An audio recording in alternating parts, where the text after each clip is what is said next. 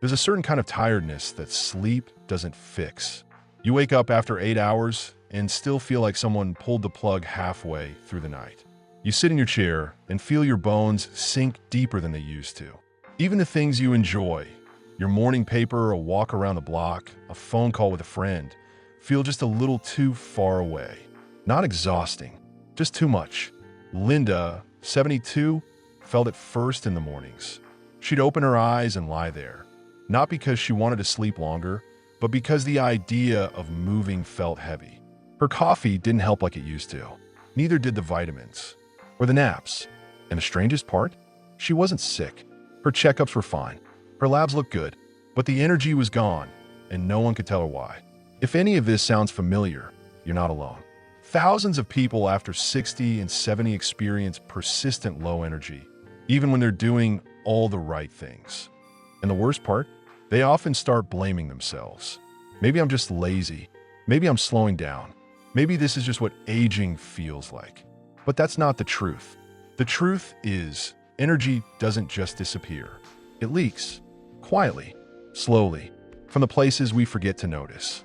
And most of the time, it can be restored, not with expensive programs or miracle supplements, but with small, gentle changes that support the body you have right now. Because your body remembers how to feel strong. It just needs your help finding its way back. In this video, we're going to talk about simple and affordable ways to restore your energy when you're feeling drained. Things that don't require gym memberships, complicated routines, or hundreds of dollars. Just easy, thoughtful practices rooted in how real people live, move, rest, and nourish themselves every day. And we'll start with something so basic, so often overlooked, it might surprise you. But for Linda, it made all the difference. Let's begin with the way you breathe. Linda sat in her armchair, hands resting on the blanket in her lap, staring out the window. She wasn't doing anything in particular, just sitting. But even in that stillness, she felt tired. Not sleepy, just low, like her body was on pause. And for a moment, she noticed something strange. She was barely breathing. Not because she was tense or upset, but because her breath had gotten so shallow, so automatic, she hadn't even realized it. She placed one hand on her chest, the other on her belly. And when she took a slow, deep breath, in through the nose, down to the belly, it was like her whole system exhaled with her. Something let go. Here's something many people don't realize. As we age, our breathing patterns often become smaller, shallower, and less effective. It's not intentional. It just happens. We move less, sit more, slouch without noticing. And little by little, the lungs stop expanding the way they used to. The result? Less oxygen, slower circulation, a brain that gets less of the fuel it needs to stay sharp and alert, and a body that starts to feel heavier, not because it's weak, but because it's underfed with air. But here's the good news. You don't need to take a class or become a yogi to breathe better. You just need to pay attention and make space. Start in the morning. Before you even get out of bed, place one hand on your belly. Breathe in slowly for a count of 4. Hold for 4. Exhale for 4. Pause for 4. Repeat 3 or 4 times. That's it. Do the same anytime you feel your energy dip, when you're reading, watching TV, or folding laundry. Let your breath go deeper, slower, fuller, not forced, just present. Even 2 or 3 minutes of mindful breathing can increase oxygen saturation, lower cortisol, and bring back a sense of aliveness. Linda started doing it before her coffee. She didn't expect much, but within a week, she noticed her mornings felt clearer. She wasn't rushing to wake up with caffeine. Her thoughts came easier. Her steps felt lighter. It wasn't magic. It was just air and the body's quiet gratitude when we stop starving into the thing it needs most. Because before you reach for a pill or a product, ask yourself, have I even given my cells the oxygen they're asking for? Often, that one change is the start of everything else. Now, let's move to the next gentle source of energy. One that doesn't come from movement or breath, but from light itself. The kind your body craves more than you think. Harold always used to joke that he was solar-powered. In his younger years, he'd wake with the sunrise, have his coffee on the porch, and feel the energy pour in with the morning light. But lately, mornings had lost their color. He still woke up early, but instead of getting up, he'd sit in the dark kitchen, scrolling through his phone, waiting for the motivation to move. He couldn't remember the last time he felt truly awake before noon. One morning, as he sat in that dim room, something occurred to him. He hadn't actually stepped outside in the morning light in weeks. The yard was still there. The sun was still rising. But somehow, in the quiet shift of time, he'd lost his rhythm. And with it, his energy. Here's something most people don't realize. Your body doesn't just wake up because the clock says so. It wakes up because of light. Natural, full-spectrum light that enters your eyes and sends a signal to your brain. It's time to be alert. It's time to energize. And after 60 or 70, that signal becomes even more important because melatonin and cortisol rhythms begin to flatten. We feel groggier in the morning, more sluggish in the afternoon. And unless we deliberately tell the body it's morning, it just doesn't get the message. The simplest way to do that: step into the light. Open your curtains as soon as you wake up. Better yet, step outside, even for just 5 minutes. No sunglasses, no phone, just you and the sky. Let the light enter your eyes directly, not to stare at the sun, but to let that brightness hit your retina and reset your circadian clock. That one act does more than wake you up. It increases serotonin. It improves your mood. It helps you focus. And later, paradoxically, it helps you sleep better too. Harold gave it a try. It felt silly at first, just standing on his porch in a robe, looking up at nothing. But within a week, he noticed something.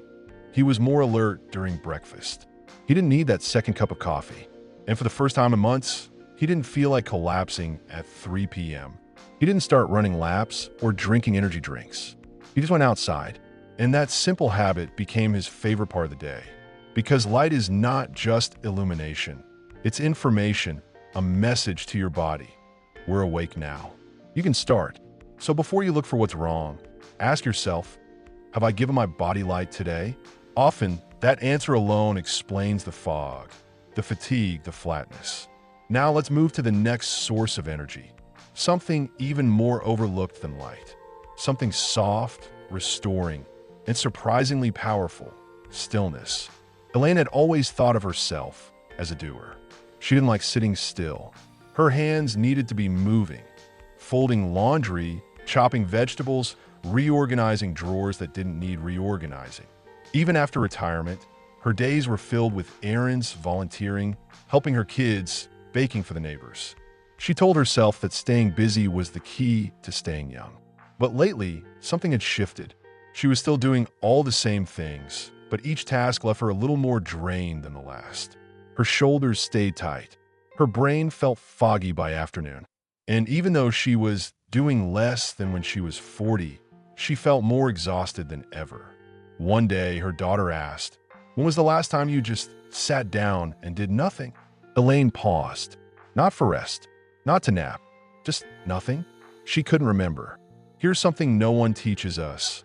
After 60, your energy isn't just about activity. It's about how much you let your nervous system reset. Your body isn't only tired because you did too much. Sometimes it's tired because you never truly stopped. And there's a difference between collapsing on the couch and conscious rest, between zoning out and truly recharging. When you move from one thing to the next without pause, your system stays on alert. Even fun things become background noise in a day with no rhythm.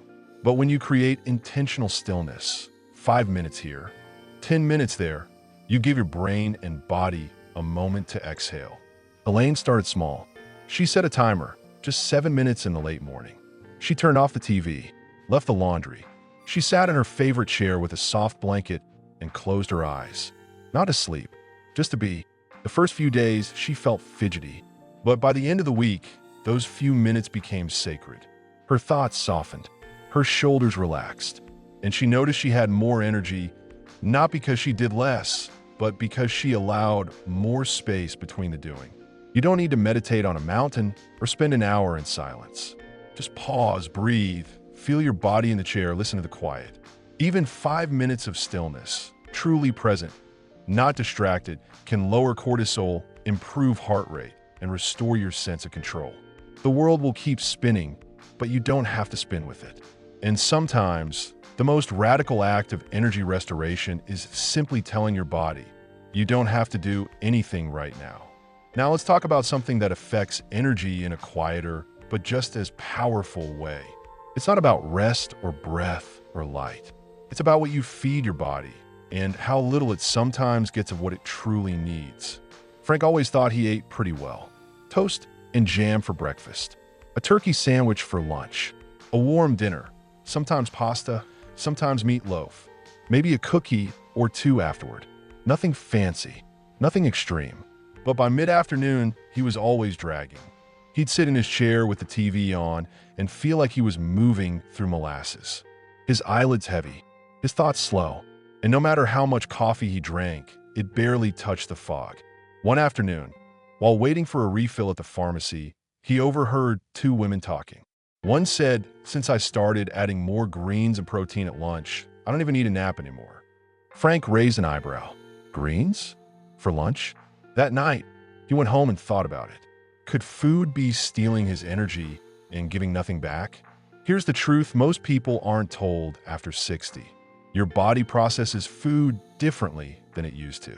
Digestion slows, nutrient absorption becomes less efficient, and blood sugar becomes more sensitive, meaning the same meals that felt comforting at 40 can leave you crashing at 70. It's not about eating less. It's about eating what actually fuels you. Foods high in refined carbs, white bread, pastries, sugary cereals, sweetened drinks give you a spike of energy that disappears fast, leaving you more tired than before. Heavier meals with too much fat slow down digestion and pull blood to the stomach, making your brain feel sleepy. But when you add foods rich in fiber, protein, and healthy fats, your body responds with steadier energy, better focus, and fewer crashes. Frank didn't become a health nut overnight, but he made a few simple swaps. He added a handful of spinach to his eggs in the morning. He swapped his white sandwich bread for whole grain. He started eating a small bowl of lentil soup before dinner instead of bread and butter. And instead of a cookie, he tried a few almonds or a square of dark chocolate. The difference was quiet, but real. He stopped needing a nap after lunch. His thinking felt clearer. And for the first time in a while, he didn't rely on coffee to get through the day. He simply didn't need it. It wasn't a diet. It was feeding his body what it had been asking for all along. Simple foods, nothing exotic, nothing expensive. Leafy greens like spinach and kale, lentils and beans, oats, berries, eggs, sweet potatoes, nuts and seeds, water. These foods are fuel, not filler. And the beauty of eating for energy is that it's not about restriction, it's about nourishment. So before you wonder why you feel drained, take a look at your plate. What's on it? Does it leave you energized or ready to lie down? Because often, the answer isn't in doing more. It's in feeding yourself better, with kindness, not control. Now, let's move to the final piece. It's not food or breath or sleep. It's something quieter, but maybe the most powerful source of energy of all. It's connection. Ruth hadn't noticed how quiet the house had become. After her husband passed, she filled her days with puzzles, a little TV, tending her garden. She had people around, neighbors waved, her daughter called once a week. But the days started to blend. She'd look up and realize she hadn't spoken out loud since breakfast. And her body? It felt slower, her steps smaller, her thoughts less focused. She wasn't sick, but something inside her felt off, dulled, like someone had dimmed the lights in her spirit. What Ruth didn't know, and what many forget, is that energy isn't just physical. Sometimes, what we call low energy is really low connection. A kind of fatigue that builds when we go too long without laughter, eye contact, shared stories, or someone simply saying, "I hear you." We are wired for relationship, even the quietest souls, even the most independent people. And as we age, when our days slow and social circles shrink, we need connection more than ever, not out of loneliness, but because being seen fills us in ways food and sleep never can. The problem is, when you feel low on energy, you're less likely to reach out. You convince yourself no one wants to hear from you, or you don't want to be a bother, or you say, "They'll call if they need me." But here's the truth. they might be waiting for the same thing. Connection doesn't have to be deep or dramatic. It could be a text, a voice message, a short visit. It could be asking someone to join you on a walk, or starting your morning by writing a letter, even if you never send it. It's not about fixing loneliness. It's about keeping your heart open enough for someone to walk in. Ruth decided to make one small change. She called her neighbor Susan, not for anything urgent, just to ask how her garden was doing. That 5-minute call turned into 30. Then, a week later, they had tea on the porch. And soon after, they were meeting every Friday. Ruth's body didn't suddenly gain strength, but she felt lighter.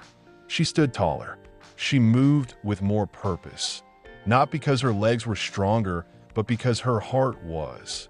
Because sometimes the energy we're missing isn't in our muscles. It's in our meaning. And that comes from being connected. Let's take a breath and look at everything we've uncovered. Energy isn't one thing. It's breath, light, rest, nourishment, connection. It's the quiet result of taking care of ourselves with presence instead of pressure. We don't need to do more. We need to do gently. And remember that the body knows how to feel alive. Sometimes it just needs a little help. So if you've been feeling low lately, try one small thing. Step into the sun. Take a deep breath. Say no to a heavy meal and yes to a light, steady one. Pause for 5 minutes. Call someone. Or simply speak to yourself with the kindness you've given to others for decades. If this video helped you see something differently, share it with someone who might need the same reminder. Leave a comment below.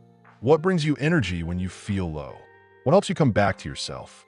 And don't forget to like this video, subscribe to the channel, and stay with us for more gentle, powerful reminders that it's never too late to feel better, lighter, and more fully alive. Thank you for being here. We'll see you in the next one.